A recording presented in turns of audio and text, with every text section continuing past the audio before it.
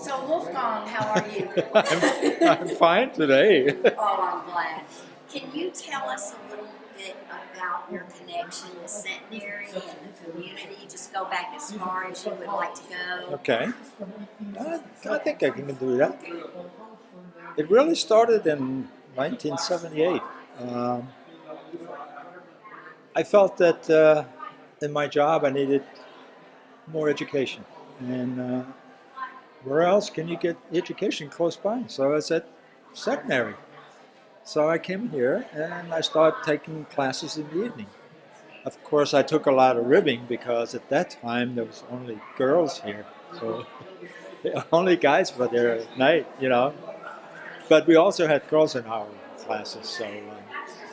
But I was a married man, so they didn't have to worry about me. And anyway, I went to school here until 1984, and then worked. Came over and took care of most of my spare time. And then around 1990, then Stephanie Bennett Smith, who was previous president, asked me if I would be willing to on the board.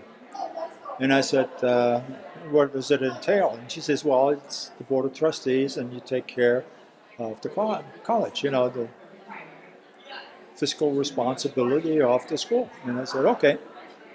So little did I know what I got myself into, and I stayed on the board until 2003.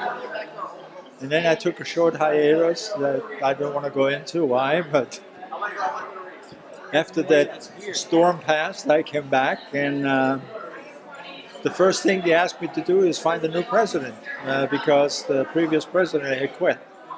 So I organized a search, and I wasn't too happy with all the people that were there and that they recommended. So I looked internally, and I asked Barbara Jane Bluthwaite if she would be interested, and she said no. So I said, okay. I says, I won't take no for an answer. I says, I may come back to you. So we went back to the search committee, and we just felt that Barbara could really do it because she was at the time sort of temporary president. Okay. And so I went back to her. I said, well, did you give it some thought? And she said, yeah. I said, you're going to do it, right? That was a half hour before the board meeting that I had to report on, okay, how the search was going. So I went in, I talked to the search committee before I went into the board, and I said, Barbara said yes. And they said, yay!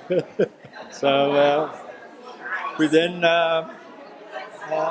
we decided to hire Barbara, and we spent 8 years with her, and it was great. And now we have a new president, and I'm looking forward to spend a couple more years here as chair of the board and get him all settled and on his way, and then I'll say goodbye to Centenary, but come back every year. Can you tell us anything like that happened to you when you were taking classes here that just stands out in your mind, like a particular professor or something that really changed your way of thinking about, higher education? It absolutely did, because I grew up in Germany, served an apprenticeship there, and it was totally different when I came here. They did not recognize the schooling I had over there. So when I decided to go into the Navy, the U.S. Navy, not the German Navy.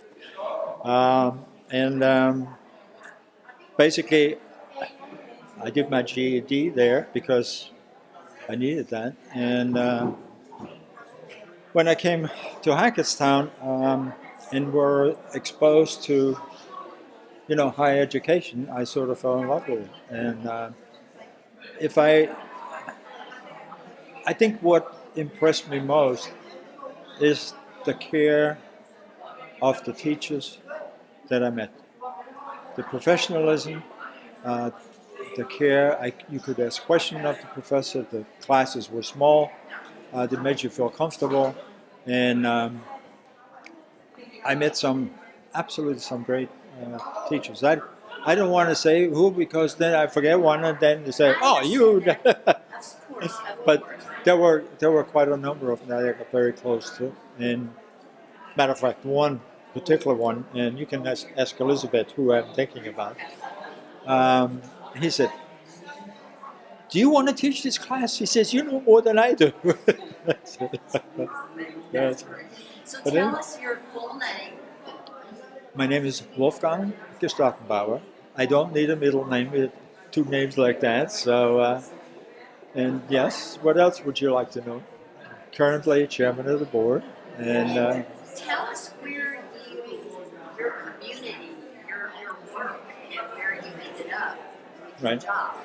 Well, once I came out of the Navy, I was looking for a job. I worked in Wharton, New Jersey, and just prior to going into the service, I put an application in at Mars.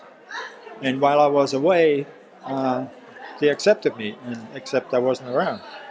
So when I came back after 4 years, I said, "I'm here. Do you still want me?"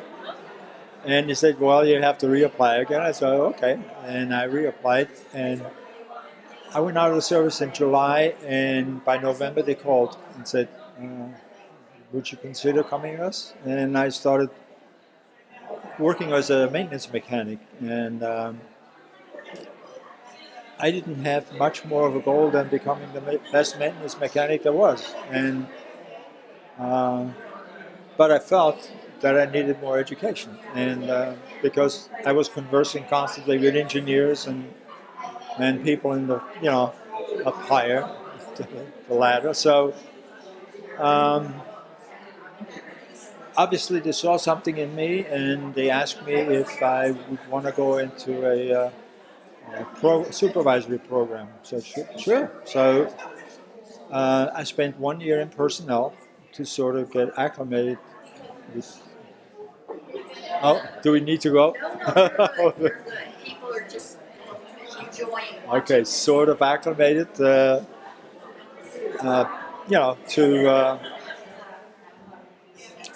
I guess, being asked if I wanted a certain promotion. I said, yeah. So they made me maintenance manager. And then after a while, they made me operations manager. And then they decided that they wanted me back in personnel, so I became a personnel director. And then from there, I went operations director.